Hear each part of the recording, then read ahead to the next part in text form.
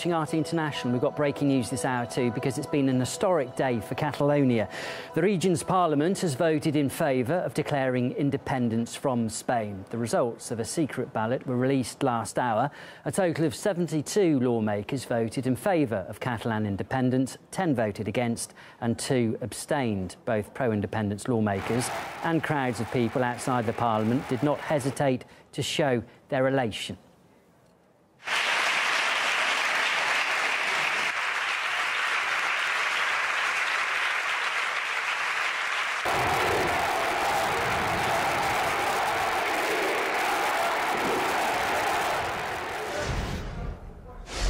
OK, well, let's go live to Barcelona and our correspondent there, Charlotte Dubinsky, who's across what's been happening this afternoon. And a very eventful afternoon, a landmark decision, a landmark vote. What's been the reaction?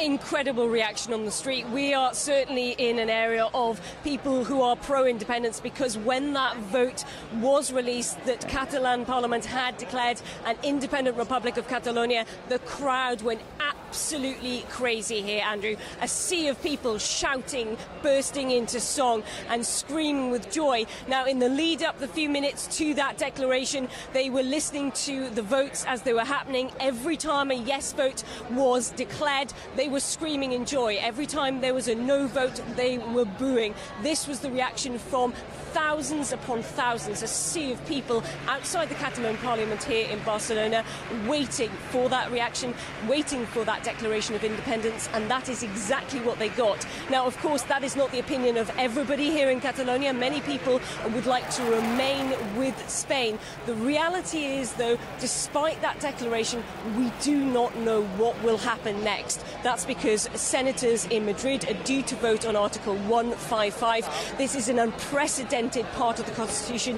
which has never been used in Spain before since it was created back in 1978. And many people have described this as the nuclear option, because essentially what it does is remove autonomy from Catalonia. So while many people are now celebrating the fact that they have that declaration of independence, they've been waiting for it since the results of that referendum on October 1st. They now have it, but it still isn't clear exactly whether that will mean there will be a republic. Yeah, and Lotte, just looking at the reaction we've received from Madrid, Rajoy saying that law will be restored in Catalonia. Does that concern people, given, you know, the heavy-handed policing that we saw during the independence referendum?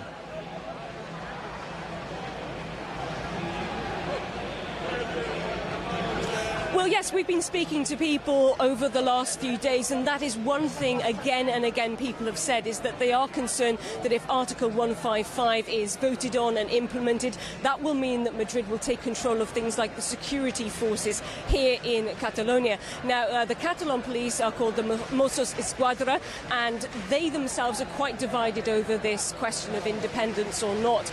We were talking to people, and they were saying one of the things that really concerns them about the situation of Madrid, the government there taking control, is that they will see a repeat of the violence that happened during that referendum on October 1st. We saw many people injured during their attempts to go and peacefully vote in that referendum, which was disputed in regards to the legality of it. But we've spoken to many people that say the people here in Catalan, they will resist any attempts by the Madrid government to take control. But it is a concern, given that the estimated hundreds, more than 800 people were injured in that violence during the referendum. But Catalans here say they will protest peacefully. They want democracy, they want their rights, but they believe the best way to do that is to handle it peacefully. And one thing that's been really interesting here is we were in a crowd earlier that was split between those who want to remain unified with Spain and those who wanted this declaration of independence. And they were holding hands. These are people who are marching together side by side. They understand that their country is divided, but they want to find a solution to work through, to decide whether this country goes ahead as being a republic or whether it remains with Spain. But the declaration from the Catalonian Parliament today is that this is now an independent republic. Yeah, and Charlotte, just looking at a broader issue of the economy too, I mean, We've seen that large firms have already moved out of Barcelona, haven't they, in fear of perhaps an independence claimed by Catalonia. Are people concerned about how the region can function on its own, even if it is allowed to be independent?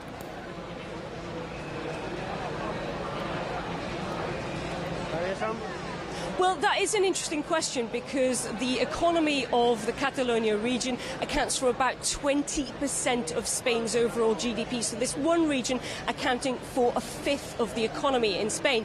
And many people in Catalonia, one of the reasons they wanted independence is because they feel that they're propping up some of the poorer parts of the country. Now, since that referendum, that disputed referendum took place on October 1st, around 1,500 companies, we understand, have left the Catalan region, some of them moving their HQs to other places like Madrid or other areas in Valencia. So there is some concern, and also city that we're in at the moment, Barcelona, is heavily dependent on the tourism industry, and there has been a slump in that tourism industry after people saw that violence during the referendum, and obviously because there is a big question over what is going to happen here. So these are questions that people are concerned about, because jobs mean money, mean putting food on the table, but the reality is we are in a completely new era. Nobody knows what's going to happen, and we're going to have to see how this plays out over the next few days. But the people who want independence, they want it at all costs, because they feel it is their democratic right to have their own country. OK, Charlotte, look, we'll leave it there for now. We'll come back to you over the course of the evening, though. Thanks very much for the moment. That was Charlotte Dubinsky for us in Barcelona. Well, let's get more reaction too from Enric Folk. He's from the Catalan Solidarity for Independence movement, and I believe he's with us now. There he is. Enric, hello, good to talk to you. I spoke to you just, I think it was 24 hours ago. You were concerned that there had been no declaration of independence. Now it seems you've got it. Yes, finally we got it. We are very happy. People here, it's very happy. We think and we thought and we fight against of this to obtain these results. Finally, we get it, and then we are absolutely happy and with a big hope for the future. While this is going on, Madrid has said that the rule of law will be upheld in Catalonia, and Madrid is also voting on whether to invoke Article 155, which would remove the autonomy of Catalonia. What are your fears about that? Well, in fact, this it has been voted in Spain. They want to remove the autonomy of Catalonia by the Article 155. But look, actually, there is no autonomy in Catalonia because Catalonia decided not to be inside of Spain. Then it means that now they have a conflict. They can say that they avoid the autonomy of Catalonia, but it doesn't matter for us because we will follow our own law, our own institutions, and our own Catalan Republic. That means that they has nothing to do. The only one thing they could do is to act by force, not by law, like they was acting time before, that they pervert absolutely all the law and all the Catalan petitions. That means that we now will follow our own way, our own law, and the Republic of Catalonia. Practically, though, in the coming months, I mean, if what you say plays out the way it does, it's going to be very difficult, isn't it, for Catalonia to maintain itself as a region, given all the problems you'll have with Madrid, with the police perhaps as well, and the economy too, because we've seen companies leave Catalonia in the run-up to this independence call. What are your concerns about the functionality of Catalonia over the coming months? Yes, nobody says that it will be easy. These steps, it will be difficult steps. Of course, we will front immediately a lot of difficulties. Companies which will go out, and other companies will come back again. I am practically sure. But okay, we will need to face a lot of situations, especially because of Madrid will want at all to return back to Spain.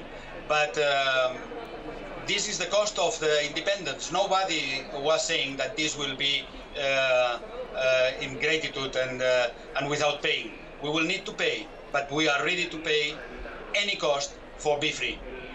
Is there still room for dialogue here with Madrid? Just confirming what you said earlier at the top of the interview, we do now know that the Madrid Senate did vote in favour of invoking Article 155. From that, there's an obvious conflict, isn't there? Do you think there's room for dialogue to sort this problem out at all? What are your thoughts on that? Well, our president was giving hands open to dialogue, but as far as I know, a lot of pressures from inside of the government political party, Partido Popular, PP, and Mr. Rajoy was suffering great pressure inside of the party for the application of the Article 155. They want to apply this article. They want to suppress all the Catalan autonomy, and they want to close all the independent movement in Catalonia. This is something which you cannot do. Maybe you will apply for articles of constitution, maybe you will apply for anything, but in fact, the independence and the independent movement created from the basis of the people, it will not be something which you can press by law or by nothing, either by force. You never could press it. It means that Catalonia will decide his future because the people decided his future and decided it by a democratic way. There is no another way back, actually. I was looking at the pictures from inside the Catalan Parliament and I did see people hug each other and they were very joyful at the end. But before that, there were people leaving in protest, and also on the streets of Catalonia, there's division too. Yes, people, a large number of people want independence, but there are people that don't. I mean, it's not just Spain that's divided. There are divisions too in Catalonia, aren't there? Of course, it's clear. There is people in Catalonia that they don't want to be separate from Spain. This is right. It's legitimate right. They could think on it. But of course, if you put a votation in March, then you have the right to go and to vote. And it was some Catalans which was thinking that it is better to stay in Spain, that they was voting not to the independence. But look, when polling is down and you have the right to go and to express yourself, the results of this votation, it must be followed. There is the moment to say yes or to say no. If there is not a reasonable question to say that there is a lot of people who want to be in Spain. Yes, there is a lot, but how much? How much you know when you vote? And there it was clearly who was voting and who was not voting and what was the result. OK, Enric, look, really good to get your thoughts so soon after all this is just developed and broke. We appreciate it. That was Enric Folker, Secretary of the International Section Catalan Solidarity for Independence. Thank you. Thank you very much. Well, Catalonia's referendum on independence on October the 1st, you might remember, was marked by violence from Spanish police who were ordered to prevent the vote from taking place.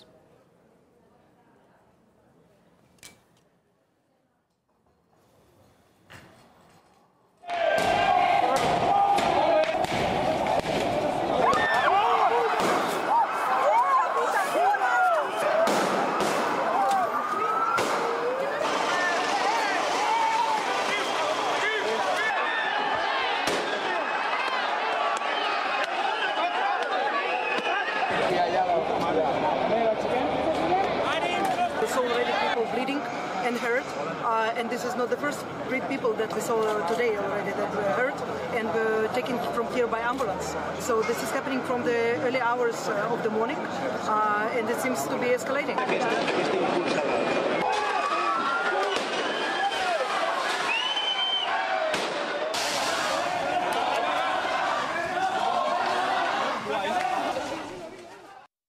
OK, well, we are getting news of the Spanish Senate approving direct rule on Catalonia. This decision was made by the Spanish Senate, and that was made just minutes after the Catalan Parliament voted in favour of declaring independence from Spain. Let's get into what all this could mean with Ilya Petrenko, who's joining me now in the studio.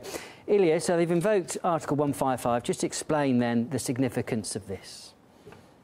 Andrew, hi again. Well, of course, these are historic events for Spain and Catalonia, but the events that are happening in Madrid, the ones that you were talking about, the decisions that are being made by the leaders of Spain are no less important than the events in the Catalonian parliament. In the immediate aftermath of the vote, as you were saying, the Senate was having a vote on invoking Article 155 of the Spanish Constitution. That is the first time they ever did that, and the article means the fact that they actually agreed on implementing that article. It means that the government in Madrid is now capable of using all measures necessary to compel a crisis in that region. So basically, the Prime Minister, Mariano Rajoy, who previously called on the Senate to have that vote, is doing what he promised to do previously. He promised to the entire Spanish population that the rule of law will be restored, and he asked all Spaniards to remain calm in this case. He appealed to the Senate. He wanted to take control of the Catalan region. The most important thing for Prime Minister Rajoy was to dismiss the Catalan president, Carles Puigdemont. Let's take a listen to what Mr. Rajoy previously said when he was appealing to the Senate. We're asking you, senators, to dismiss the president, vice president and members of the Catalan government. Likewise, the regional parliament must be barred from electing new members.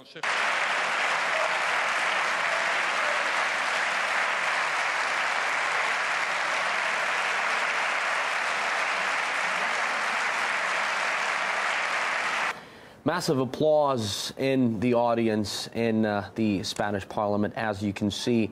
This means that Madrid is confident, and it means that they will have things to do. Definitely, we have seen them being able to exercise power. That was the massive federal police crackdown during the actual vote for the independence in Catalonia, where we saw, perhaps some people are calling this the worst instances of police brutality, of police using force against the population in the history of the European Union. That's how some commentators are calling this. But in both cases, this time around and previously, the Spanish federal government, including the leader Mariano Rajoy, is saying that basically there was no other choice to restore order, democracy and stability in the country. Speaking of the implementation of Article 155 from the Spanish Constitution, again, first time the Spanish government is doing this.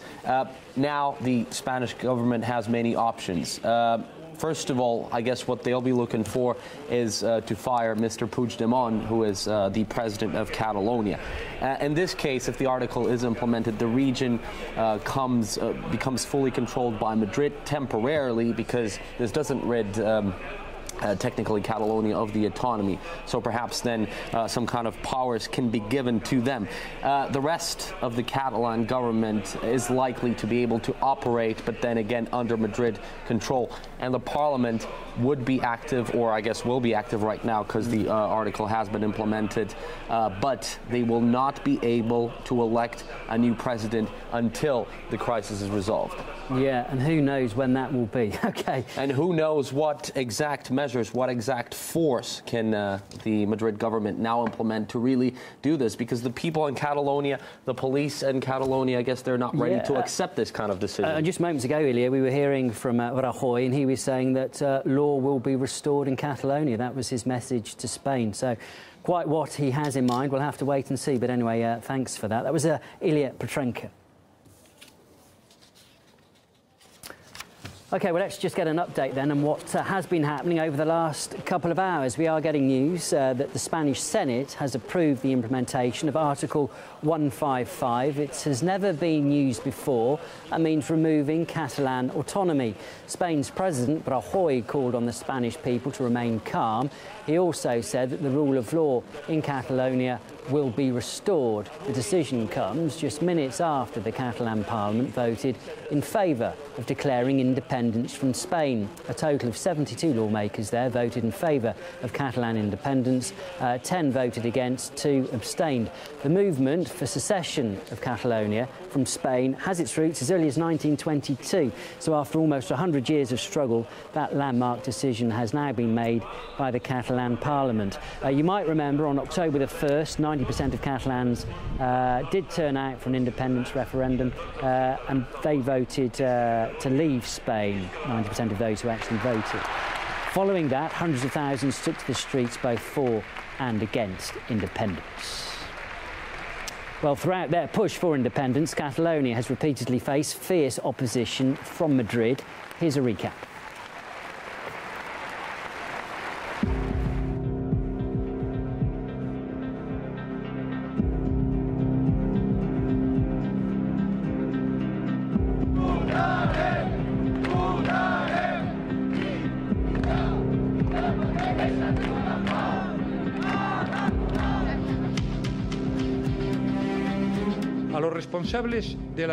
To those in charge in the Catalan government, who are the protagonists in this challenge to our coexistence, I ask them to cease in their illegal activities. They should abandon their objectives.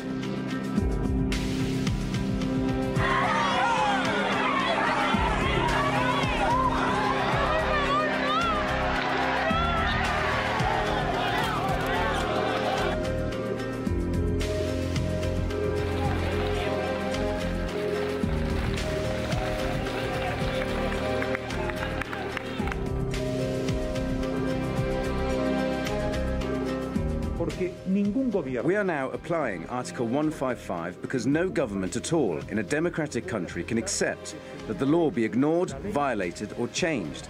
And this has all happened under false criteria, and they impose their criteria on everybody else. OK, we can get some reaction to all of this now, to this historic decision that was made from UKIP MEP David Coburn, who joins us. Thanks very much for your time, David, for coming on to RT. What's your reaction, firstly, to the Catalan vote and their vote for independence? Well, it's very interesting.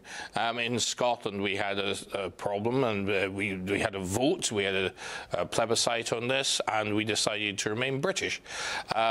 Obviously, it would seem that there needs to be a proper vote taken, which people do not refuse to take part in. You have to make sure that all the population agree to that. We did, and we had a result. But unfortunately, the Scottish nationalists don't seem to get the idea that we decided to remain British. So, you know, obviously if there's going to be a referendum, we have to make sure that all sides agree to it and that they agree to stay by the outcome. That is very important, I think. And with regard to what's happening in Spain, just generally speaking for Europe, David, we saw there that the Catalan Parliament voted for independence. We've seen that Madrid has now said we're going to assume control over Catalonia. The country, the powers that be there are at an impasse. How do you see this playing out? Well, I know from chatting with President Juncker, I spoke with a couple of weeks ago, the European Union have no intention of interfering in Spanish affairs, internal affairs, as they have tried to do in Britain, but they have stirred up things between Scotland and they keep on mentioning the Irish border situation, which is quite easily soluble. But you know, they made a lot of fuss with the Scottish nationalists about Scotland, basically trying to put pressure on London, which I thought was wrong.